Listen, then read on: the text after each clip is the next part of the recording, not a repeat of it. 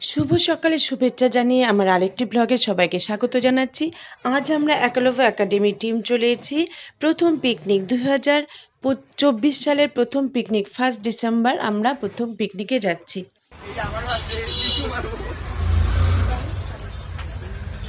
সব সুন্দরীরা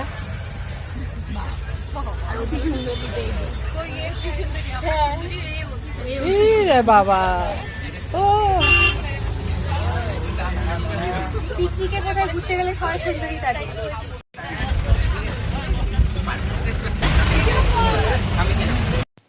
তো আমরা এসে পৌঁছে গেছি বেঙ্গল সাফারি। আর এই যে দেখো এই বড় বড় 3টা গাড়ি ছিল আমাদের।